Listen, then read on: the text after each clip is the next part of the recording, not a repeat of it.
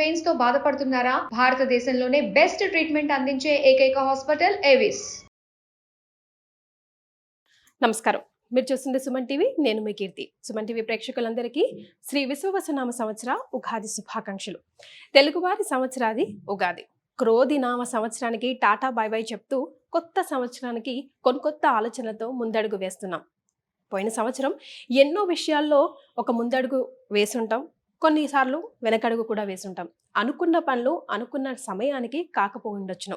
మరి అట్లీస్ట్ ఈ కొత్త సంవత్సరంలో మనందరికీ ద్వాదశ రాశుల వారందరికీ కూడా ఎలా ఉండబోతోంది, శ్రీ విశ్వవసు అంటే అర్థం ఏంటి, ద్వాదశ రాశుల వారికి ముఖ్యంగా మహిళలకి కూడా ఎలాంటి పరిహారాలు చేసుకుంటే బాగుంటుంది, సమయం అనుకూలించినప్పుడు ఇంకా సమయాన్ని మనకి మంచిగా తిరుగుబాటు చేసుకోవడానికి ఎలా ఉంటే బాగుంటుంది, ఇలాంటి విషయాలన్నీ మనకి తెలియజేయడానికి మనతో పాటు ప్రముఖ ఆస్ట్రాలజర్ బ్రహ్మశ్రీ నందిబట్ల శ్రీహరి శర్మ గురుగారు ఉన్నారు. నమస్తే గురుగారు.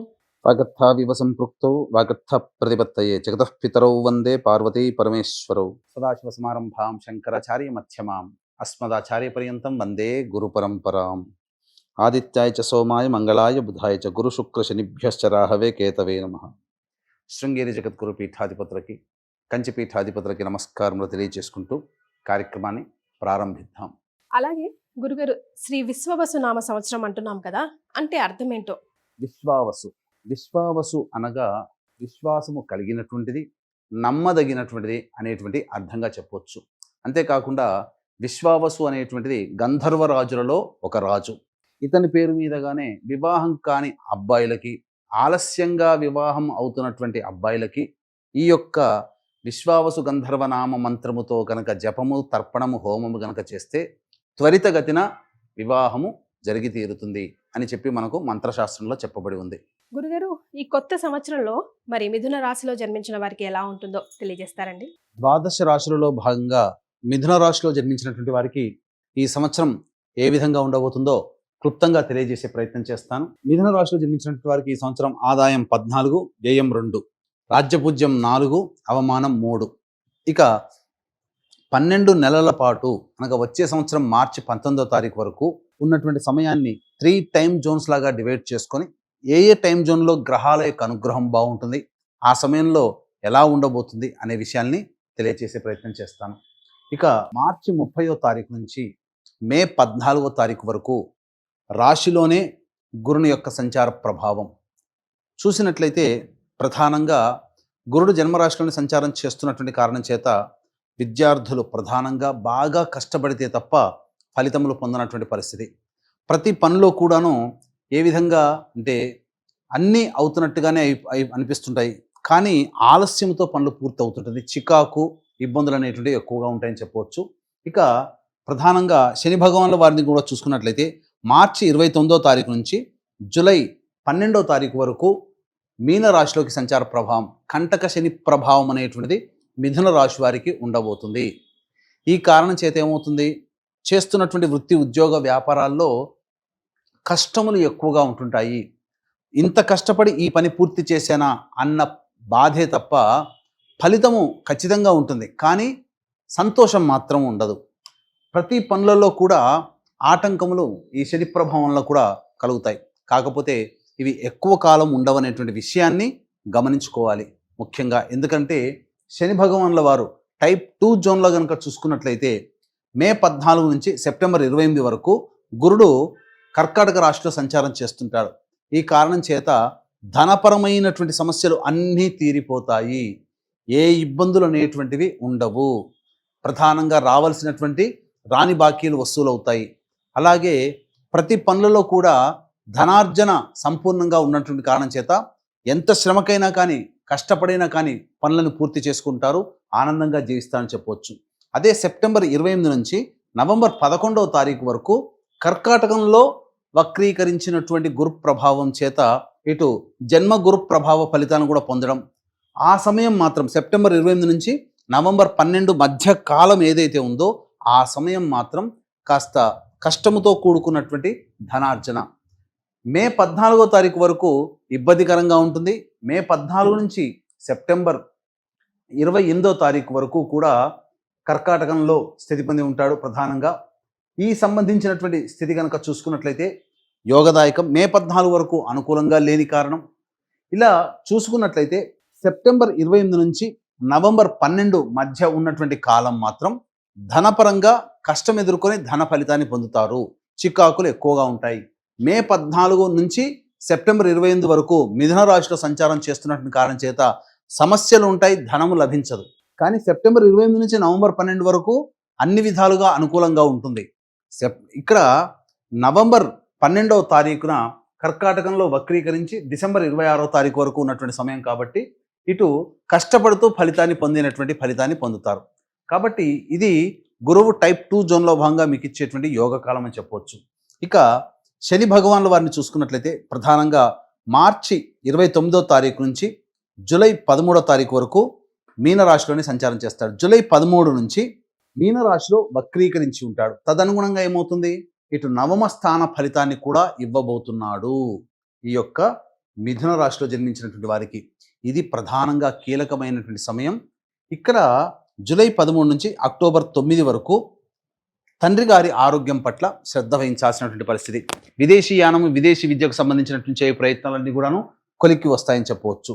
ఇది ఈ సమయం. అలాగా అక్టోబర్ 10వ తారీఖు నుంచి నవంబర్ 26వ తారీఖు వరకు కుంభరాశిలోనే వక్రీకరించి స్థితి పొంది ఉంటాడు. ఇది ప్రధానంగా ఏమవుతుంది, అష్టమ శని ప్రభావాన్ని కూడా ఇస్తుంది.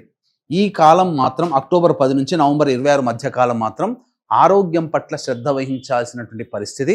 ముఖ్యంగా మీది సొంతము అని అనుకున్నటువంటిది ఏదైనా కానీ మీ నుంచి చేజారిపోయే అవకాశం. అది వస్తువు కావచ్చు, వ్యక్తి కావచ్చు, ఇంకేదైనా కావచ్చు, ఆస్తి కావచ్చు. కాబట్టి అక్టోబర్ 10 నుంచి నవంబర్ 26వ తారీఖు వరకు ఉన్నటువంటి కాలం మాత్రం జాగ్రత్తలు పాటించాలి. ఇక టైప్ 3 జోన్లో కనుక చూసుకున్నట్లయితే డిసెంబర్ 27వ తారీఖు నుంచి వచ్చే సంవత్సరం మార్చి 14వ తారీఖు వరకు కూడా ఏం జరగబోతుంది, నవంబర్ 12 నుంచి డిసెంబర్ 27వ తారీఖు వరకు కర్కాటకంలోనే ఉంటాం. ఇక్కడ కర్కాటకంలో వక్రీకరించి ఉన్నాడు కదా నవంబర్ 12 వరకు. ప్రధానంగా ఈ నవంబర్ 12వ తారీఖు నుంచి డిసెంబర్ 27 వరకు కూడా కర్కాటకంలోనే ఉంటాడు. కానీ డిసెంబర్ 27వ తారీఖు నుంచి మార్చి 14వ తారీఖు వరకు మిథునంలో వక్రీకరించి ఉంటాడు. ఈ సమయంలో ఏమవుతుంది, తీర్థయాత్ర సందర్శన అవుతుంది. మఠాధిపతులు, పీఠాధిపతులు, కుల పెద్దలు, మత పెద్దలని సందర్శించే అవకాశం ఉంటుంది. అలాగే ఎక్కువగా ధనము ఈ సంబంధించినటువంటి ధర్మ కార్యక్రమాలకి, పూజాది కార్యక్రమాలకి లేదా సహాయ కార్యక్రమాలకి ధనము వెచ్చిస్తారు. మీ యొక్క సొమ్ము ఆ విధంగా ఖర్చు అవుతుంది. అనగా ధనము సద్వ్యయమే అవుతుంది. కాబట్టి ఏమాత్రం చింతించాల్సినటువంటి పని లేదు. ఇక టైప్ 3 జోన్లో భాగంగా నవంబర్ 26వ తారీఖు నుంచి జనవరి 9 వరకు మీనరాశిలోనే స్థితి పొంది ఉంటాడు. శని భగవానుల వారు కుంభరాశిలో ఉంటారు. ఈ కారణం చేత ఏమవుతుంది, ప్రధానంగా ఈ సమయం కూడా ఆస్తికి సంబంధించినటువంటి విషయాలు నవంబర్ 26 నుంచి జనవరి 9 వరకు, వచ్చే సంవత్సరం జనవరి 9 వరకు ఆస్తికి సంబంధించినటువంటి విషయాల్లో ఎక్కువగా శ్రద్ధ పెట్టాల్సినటువంటి పరిస్థితి. ఇది ఒకటి ప్రధానంగా. జనవరి 10 నుంచి మార్చి 19 వరకు కూడా శని కంటక శని దోష ప్రభావాన్ని ఇస్తున్నాడు. కాబట్టి మిథున రాశి వారికి ఇటు గురువు కూడాను శని కూడాను కొంతకాలమే యోగిస్తున్నారు. చాలా సమయం అనుకూలంగా లేని కారణం చేత కొన్ని విపత్కర పరిస్థితులు అనేటువంటివి ఎదుర్కోక తప్పదు. ముఖ్యంగా విద్యార్థులు బాగా కష్టపడితే ఫలితాన్ని పొందుతారు.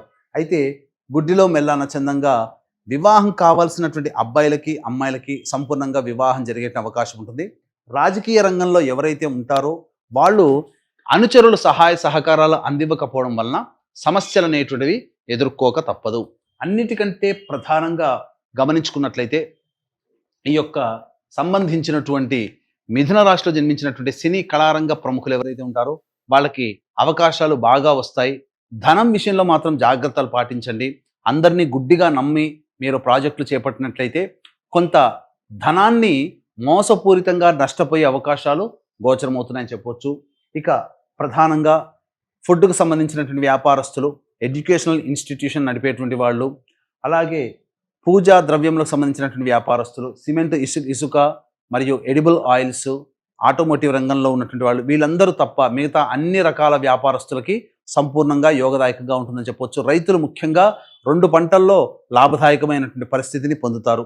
ఇలా ఈ సంవత్సరం అంతా కూడాను శుభ అశుభ మిశ్రమ ఫలితంగానే ఎక్కువగా ఉంటుంది. ఆదాయము ఎంత ఉన్నప్పటికీ కూడా కష్టపడుతూ ఆదాయాన్ని పొందుతారు తప్ప సులువుగా ఆదాయాన్ని అయితే సంపాదించలేరు. అదొక్కటి గుర్తుపెట్టుకోండి. బాగా శ్రమ కోరిస్తేనే ఫలితాన్ని పొందుతారు అని చెప్పవచ్చు. గురుగారు, మరి మిథున రాశిలో జన్మించిన మహిళలకి ముఖ్యంగా శ్రీ విశ్వవసునామ సంవత్సరంలో ఎలా ఉంటుందో ఒక్కసారి తెలియజేయండి. ఇక ఈ మేషరాశిలో జన్మించినటువంటి మహిళలకి మాత్రం పెద్ద పీట అని చెప్పవచ్చు. మీకు గౌరవ మర్యాదలు పెరుగుతాయి.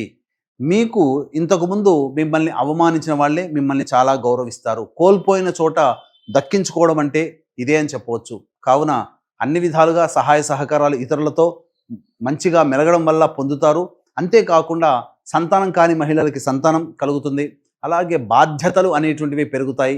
ఈ బాధ్యతలు పెరగడం ద్వారా మీరు అనుకున్నటువంటిది సాధిస్తారు.